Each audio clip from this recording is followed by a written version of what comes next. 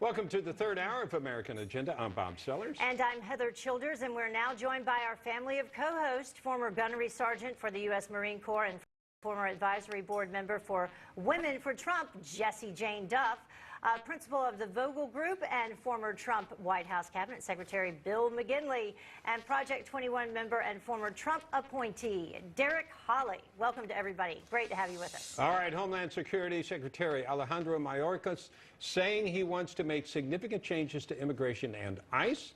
He wants to loosen restrictions on illegal aliens. He testified earlier today on the immigration budget, but are there changes in his priorities, especially in favor of allowing illegal aliens into our country? Let's bring our panel back in. Derrick, what's your thought about what's going on with the Biden administration? Mr. Mayorkas apparently is the one taking the lead on the border. We thought it was Kamala Harris, but she's really nowhere to be seen near the border. Yeah, that's a problem in and of itself. But Bob and Heather, we talked about this. I just don't understand. At first, they have to admit that there's a problem and a crisis at the border, which they have yet to do. And so now, again, it looks like everything that this party, the Democrat Party, does, it's like it's politically motivated. Why would you let this many undocumented citizens into our country right now if it wasn't politically motivated? And here's the thing. We can't go to another country and get the services and get the same type of treatment. Why do we allow this here in America? And I know it'll be better than everybody else, all that kind of stuff, but still, we need to put the people here that's been in America, born here in America, first before we start allowing all these other individuals into our country. And that's the bottom line, and I don't think anyone would dispute that. Yeah. Jessie Jane, what are your thoughts on this? Well, my biggest problem is it's illegal immigration. It's not the legal immigration that's the problem. It's the illegal immigration. And they're allowing thousands upon thousands of people to come over this border daily, many of them that escape or evade the agents that are at the border. We don't even know the number of how many have actually got into the country undetected.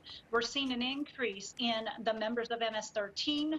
We're seeing human trafficking and rampant drug abuse that is coming over the borders by those coyotes. It is so out of control that what is it that they plan on even taking control or making a change in? When under Trump administration, it was working. It was effective. We had the lowest rate of people coming over that border, and we were capturing much of the illegal drug flow, and now we have record percentages of fentanyl and other illegal drugs coming over. In fact, in Texas, I've heard from a friend of mine that many of those properties that are on the border, the drug cartels are actually trying to purchase. That way they can manage those properties themselves. Yeah. Heather, your thoughts there? Well, I was reading a little bit more about what was said because this was obviously happening during our show today, and specifically in terms of ICE and what ICE is now limited in doing as to who they can hold. Three categories of enforcement priorities: recent border crossers, national security threats, and aggravated felons.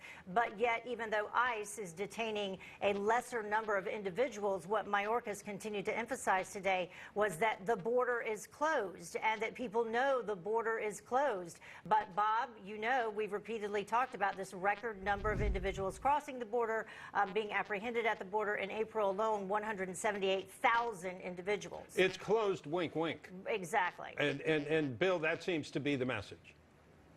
Yeah, it's the rhetoric doesn't match the action. There is no action here. There's no leadership. There's no policy.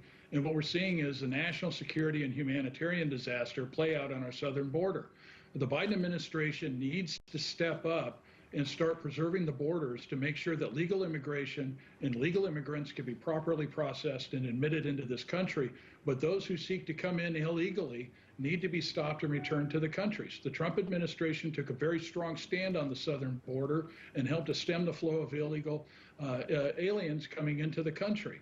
The result is this national security and humanitarian disaster we're seeing unfold, and for them to cripple ICE and not allow them to fulfill their statutory mission is simply going to compound this problem. Yeah, Heather, it seems like they want to change their mission so that it's no longer a crisis, because their job is not to stem the flow at the border.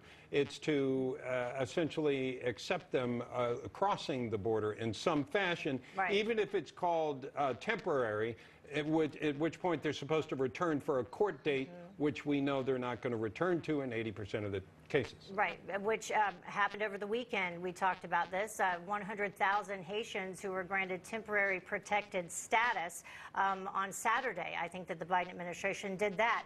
The Washington Post, just to go back to what Bill was talking about in terms of ICE agents, they reported that ICE agents make an average of 1 arrest every 2 months. I couldn't believe that. I thought there was something wrong in that story. Right. So Mayorkas was confronted by that statistic today, apparently in this hearing, and he said the same thing. He said, no, I don't believe that. He just said, I don't believe it. Yeah, well, here's what we do know. The number of people going through the border is astronomically higher. Now, maybe that's not the right adjective to use, but it's much higher. But also, Derrick, what bothers me is that can be measured as far as the arrests are concerned. What can't be measured absolutely accurately is how many, what do they call them? Getaways. Getaways come into this country because they're never seen, or at least never apprehended.